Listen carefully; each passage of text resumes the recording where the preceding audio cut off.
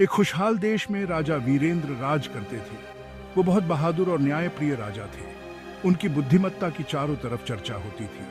उनके फैसले हमेशा सही होते थे। उनके साथ थी रानी सुंदरी। वो अपनी चतुराई और दयालुता के लिए जानी जाती थी। उनके दिल में अपनी प्रजा के लिए बहुत प्यार था।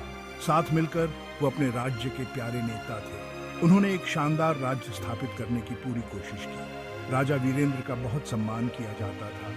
उनकी ताकत सिर्फ उनके शरीर में नहीं थी, वो उनके चरित्र में थी। वो हमेशा अपनी प्रजा को पहले रखते थे। रानी सुंदरी को उनके स्नेह और उदारता के लिए प्यार किया जाता था। वो अपनी समझदारी भरी सलाह के लिए जानी जाती थी। वो अपने दान पुण्य के कामों के लिए भी प्रसिद्ध थे। लोग अपनी रानी को बहुत मानते थे।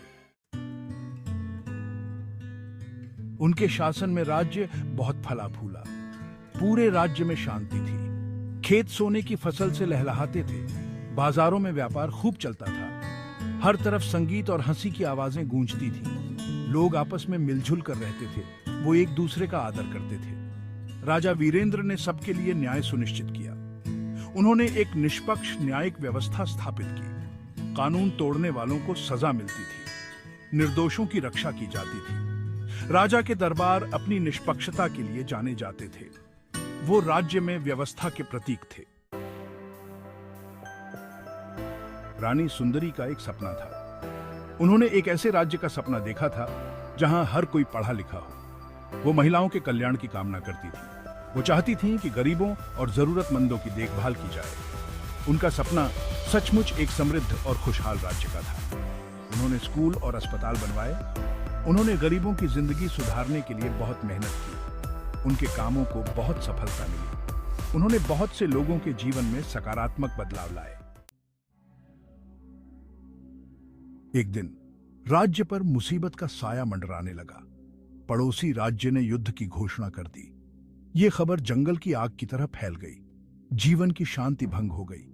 राजा के दरबार में चारों तरफ चर्चा हो रही थी। अपने प्यारे राज्य की रक्षा करने का समय आ गया था। राजा वीरेंद्र ने युद्ध की तैयारी शुरू कर दी। उन्होंने अपने बहादुर सैनिकों को इकट्ठा किया। वो अपने राज्य की रक्षा करने के लिए दृढ़ थे। वो अपने लोगों की सुरक्षा और शांति से जीने के उनके अधिकार के लिए लड़ेंगे। भाग 5, दृढ़ता और संकल्प। रानी सुंदरी चिंतित होते हुए भी साहस का स्तंभ बनी रही।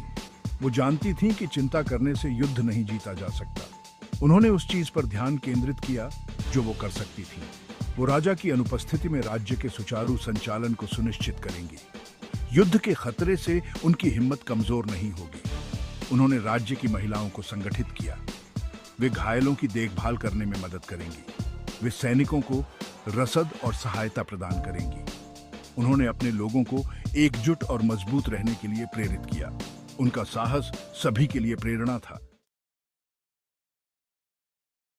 भाग 6, अभाव का समय। युद्ध लंबा और कठिन था। राज्य ने बहादुरी से लड़ाई लड़ी, लेकिन जीत की कीमत चुकानी पड़ी। राज्य के संसाधन समाप्त हो गए थे। खेत बंजर पड़े थे। भोजन दुर्लभ हो गया था। राज्य अकाल की कगार पर था। लोगों ने अपने राजा और रानी की ओर मार्गदर्शन के लिए देखा। वे उनकी आशा की किरण थे।